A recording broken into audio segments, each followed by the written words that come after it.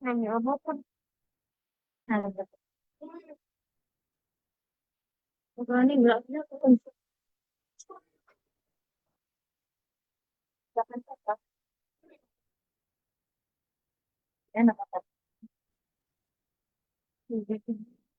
evening, everyone. Welcome to our evening devotional.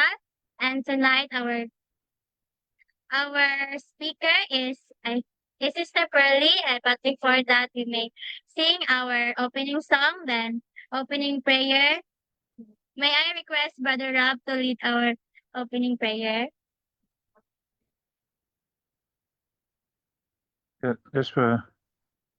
Thank you. And now, let us sing our opening song.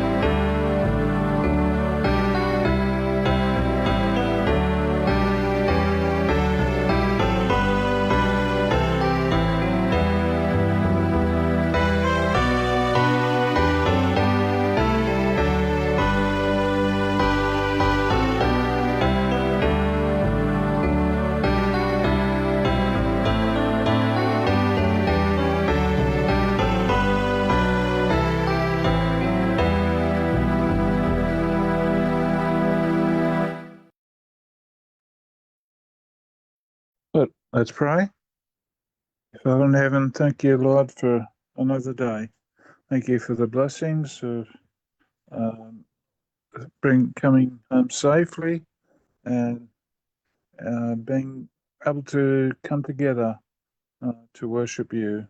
Thank you, Lord, for your watch care and your love that covers all around us, whether we are aware of it or not.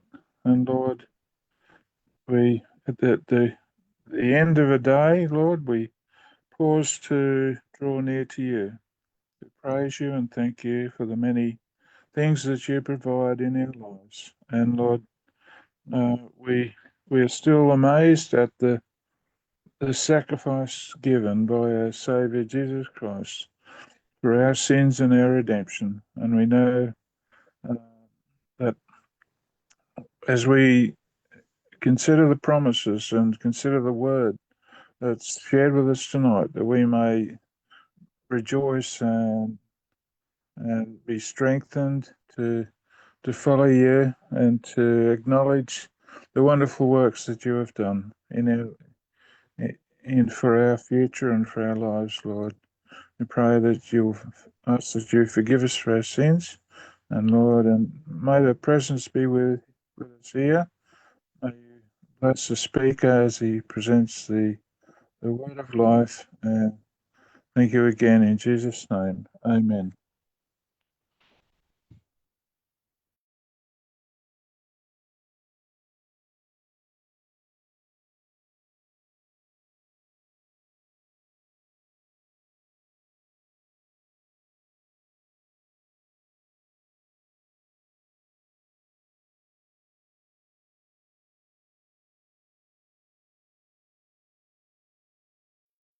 Good evening, everyone, and welcome to our evening devotional.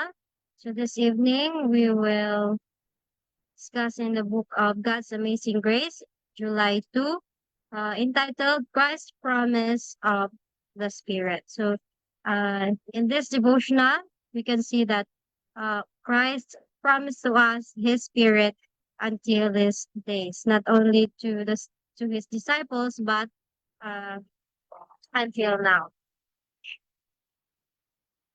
So our key text is found in the book of John 14, verse 16 and 17 says, I will pray the Father, and he shall give you another comforter, that he may abide with you forever, even the Spirit of truth. Before offering himself as a sacrificial victim, Christ sought for the most essential and complete gift to bestow upon his followers. A gift that would bring within their reach the boundless resources of grace. I will pray the Father, he said, and he shall give you another comforter, that he may abide with you forever, even the Spirit of truth, whom the world cannot receive, because it seeth him not, neither knoweth him, but ye know him, for he dwelleth with you, and shall be in you. I will not leave you, I will not leave your orphans, I will come to you. In this paragraph, while Jesus was, uh, it says here, before Jesus died on the cross, he wanted to give his disciples the greatest possible gift, and it's the Holy Spirit. Because Holy Spirit is more valuable than wealth or earthly blessings. The Holy Spirit brings God's grace, power, wisdom, comfort, and guidance into the believer's life. The word comforter also means helper, counselor, advocate, or encourager. The Holy Spirit helps Christians understand God's will, gives strength to obey Him, and comforts them during difficulties. So that's why God needs to go back to His Father to give His Holy Spirit to help us through our difficulties in our life, to um, to give us knowledge and to give some encouragement to other people. And this is the greatest gift or the most essential and complete gift to bestow upon his followers. So we always pray that God will give his Holy Spirit to us. We always pray that we will be united so that God will pour his Holy Spirit to us. Before this, the Spirit had been in the world from the very beginning of the work of redemption. He had been moving upon men's hearts. But while Christ was on earth, the disciples had desired no other helper. Not until they were deprived of his presence would they feel their need of the Spirit. And then he came. So why the disciples needed the Holy Spirit? Why the disciples of Christ, the follower of Christ, or why we need the Holy Spirit? Because while Jesus was physically with his disciples, they depended on him directly. So even if until today, if Jesus is in our side, so we will depend on him. We will not depend on others. So that's why Christ need to go back to his Father so that he can comfort us all, so he can be with the other places. Because uh, if he's here physically, he can't go everywhere. Unlike now that he gave his Holy Spirit that when we are worshiping Him, when we do our Sabbath program, He's there. His presence is there. In other places, in other brethren who is worshiping Him. So, and Christ need to go back there to give His Holy Spirit to us so that He can work with us all. So He can be His worker.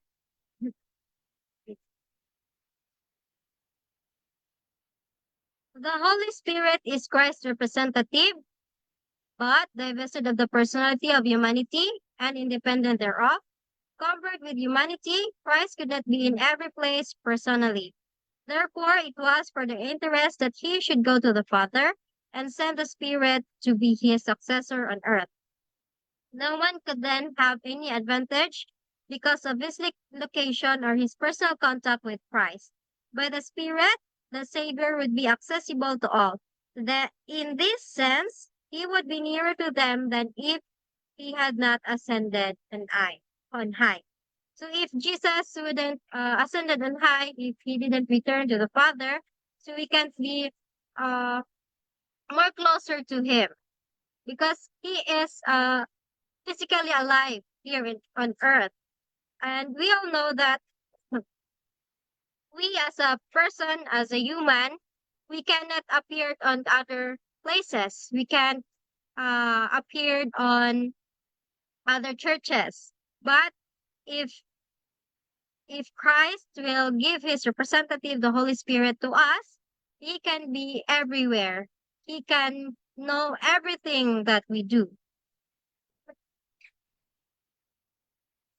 Uh, in this sense, He would be nearer to them than if He had not ascended on high. So we can be more closer to Him because His Holy Spirit is on us. Excuse me. This promise belongs to us now as surely as it belonged to the disciples. Let every church member kneel before God and pray earnestly for the impartation of the Holy Spirit. Cry, Lord, increase my faith. Make me to understand thy word, for the entrance of thy word giveth light. Refresh me by thy presence, fill my heart with thy spirit. Uh, this promise belongs to us also. If this promise is given to His disciples, to His followers, until now He will give it to us. But we need to pray for it. We need to kneel for it and pray earnestly for the impartation of the Spirit. Just like the topic on Year of Worship last Sabbath, we talk about the Holy Spirit. Tatay Marsing said there that before we can receive the Holy Spirit, we need to be united, we need to be obedient to God, and we need to do the will of God. God will not pour His Holy Spirit, or God will not give His Holy Spirit to us if we are not united. Because the disciples of Christ, God didn't pour His Holy Spirit when they united yet. Excuse me.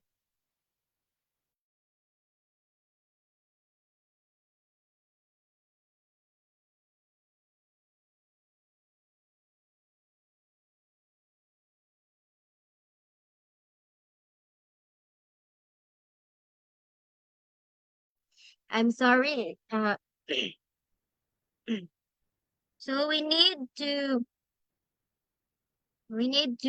beg for the Holy Spirit of God. We need to pray for it earnestly, and we need to be obedient, and we need to be united So God will pour His Holy Spirit unto us. At all times and all places, in all sorrows and in all afflictions, when the outlook seems dark and the future perplexing, and we feel helpless and alone, the Comforter will be sent in answer to the prayer of faith.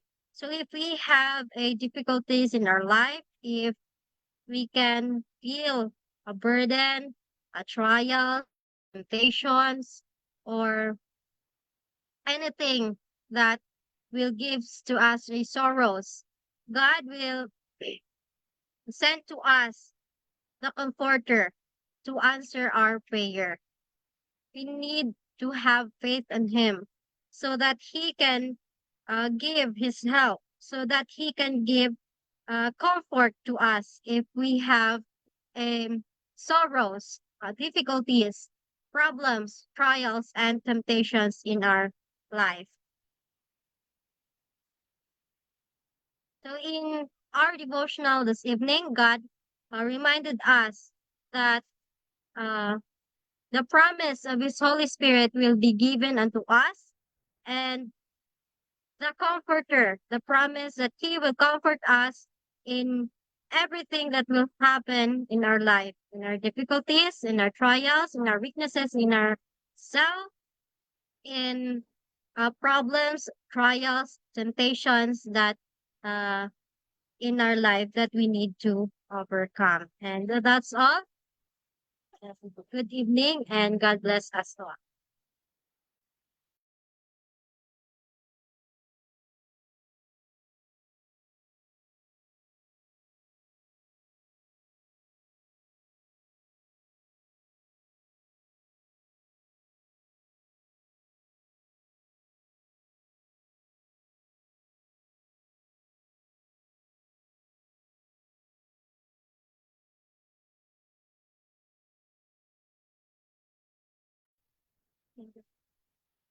Thank you so much, Sister Pearly, for that wonderful message. Now, if you have an insight or additional, you may unmute your speaker and you may speak. Sister Nori, tulong. Thank you very much, Sister Pearly Glean. Praise God and praise the Lord Jesus Christ. Through the power of the Holy Spirit, we are able to overcome everything, all temptations that would be put in front of us. Because Jesus was able to succumb and overcome all the temptations. And so, by His Holy Spirit, we are given power to overcome. So, we have here people from different places. We have from Australia, from PNG, from, I believe, Brother Martin is in Baguio. Am I right, Brother Martin? And Sister Trisha in the Bicol region. And Sister Christine and Sister Perlin is in Cotabato. It's in Mindanao. So let's also say hello to the people who are joining us through Facebook Live. So, Sister Christine, let's encourage other. Yeah, Brother Martin is in Baguio. So, Sister Christine, let's encourage other Zoom participants to share their insights.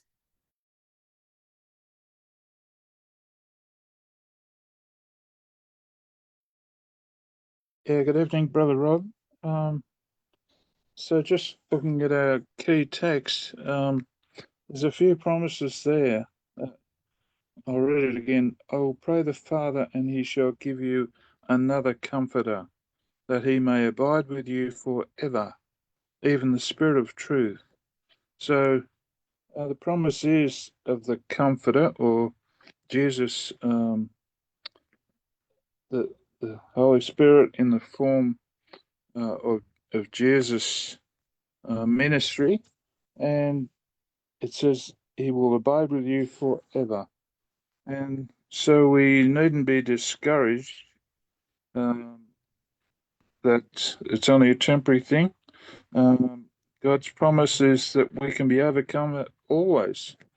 And the last part is the Spirit of truth. So one of the aspects of the Holy Spirit is that He will lead us into all truth.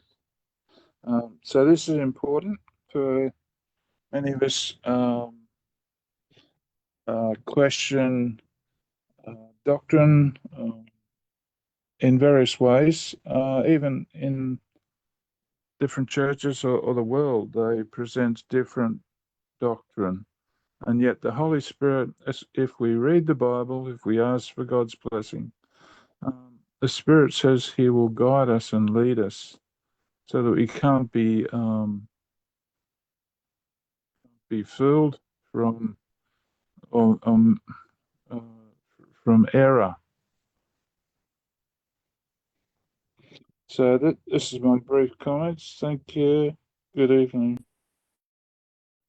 Thank you very much, Brother Rob. Before I forget, this particular devotional, it's July 2, is very, very important that people should really understand. It's especially the Seventh-day Adventists, so they would open their understanding with regards to the one true God, and who, or especially who the Holy Spirit is, who is our comforter, who is working on earth at this time, since Jesus went up to heaven during his resurrection time, and I mean after his resurrection.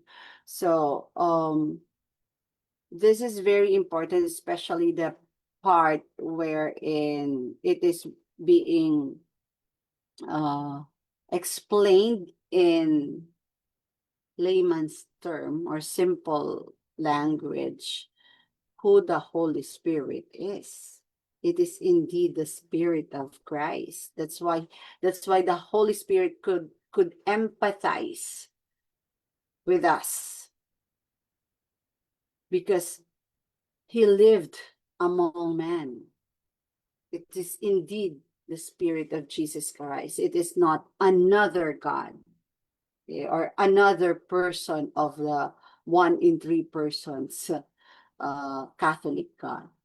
So I hope that our brothers and sisters in the Adventist faith would go back to the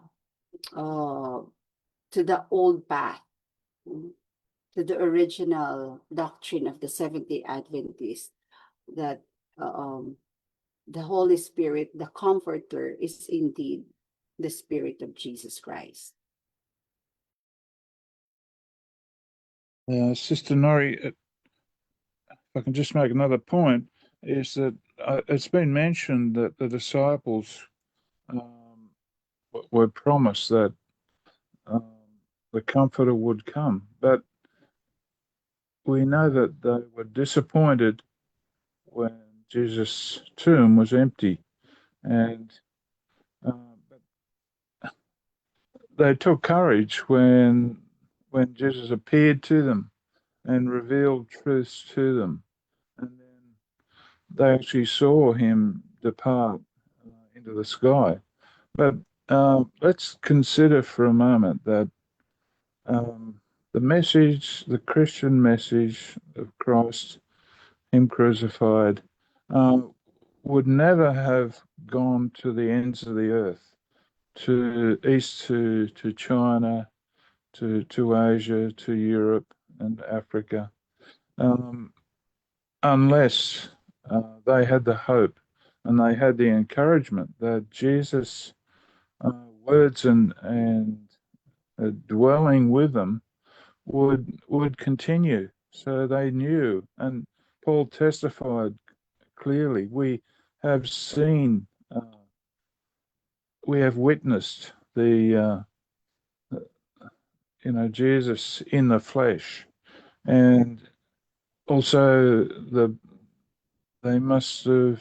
Well, we know Paul had the vision when he was struck with his eyesight, that Jesus Christ revealed to them, but not only that, in the Spirit as they preached, as they preached, Stephen and different ones preached to the crowds. The Spirit was with them as they preached and convicted them of truth and righteousness. Thank you again.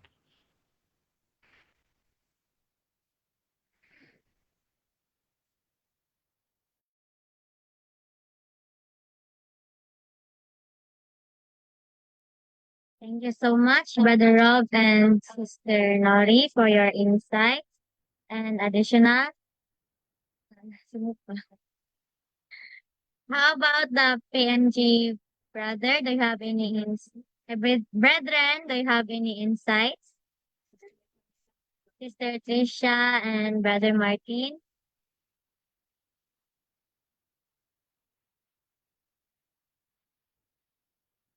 None. None.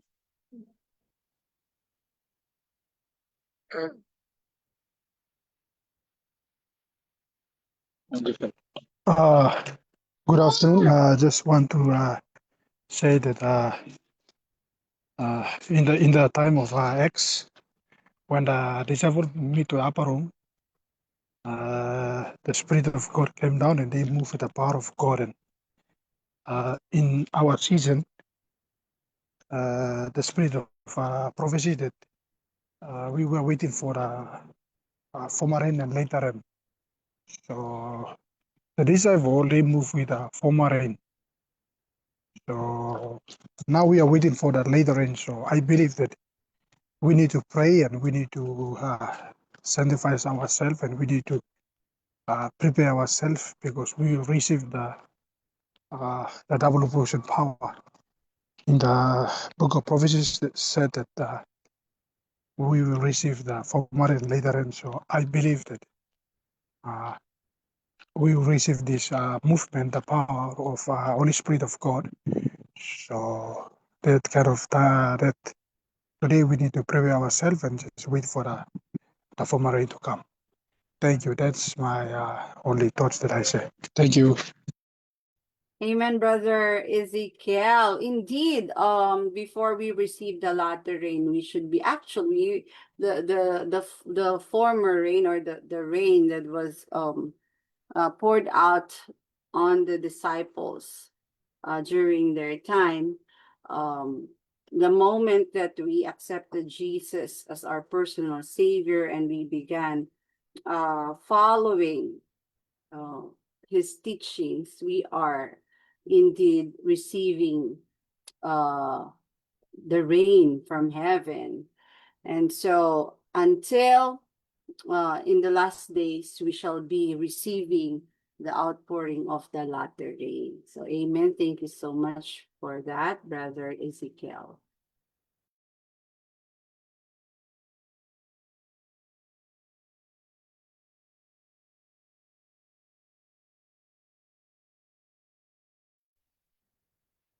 Thank you so much. Thank you so much to all who said their insights and additional. Now we may proceed to our closing song, then closing prayer by our speaker.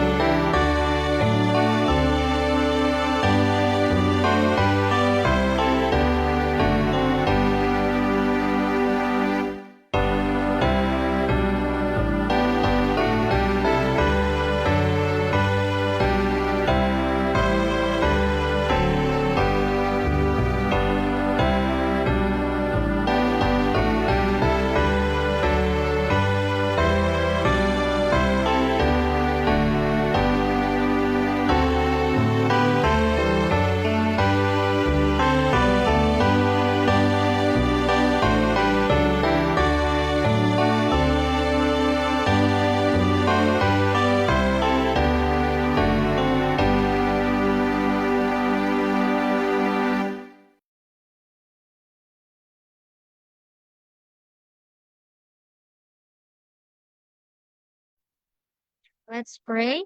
Our most gracious, kind, loving Heavenly Father, we thank you for the wonderful day that you've given unto us. We thank you for pray that you give to us that it would it can help to grow the plants. And thank you so much for the message that you've given unto us. May we put this in our hearts and in mind so that we can live with it, we can share it to others, and so we can be uh, the light, the people around us. And thank you so much for the blessings that you've given upon us. And as we uh, rest this evening, please protect us so that we can make up tomorrow and we can do your work according to your will. And forgive us of all our sins we've committed against thee. In Jesus' name we pray. Amen.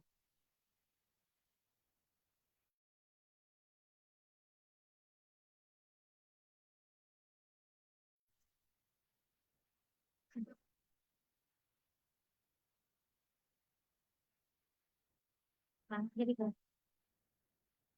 Thank you so much to those who joined our evening devotional, and I'm also inviting you to join the morning devotional tomorrow. We'll be starting at 5 a.m. and Vesper worship at 6 p.m. And to those who participated in our evening devotional, thank you so much, and may we all accept the Holy Spirit, and that is my prayer. Once again, good evening.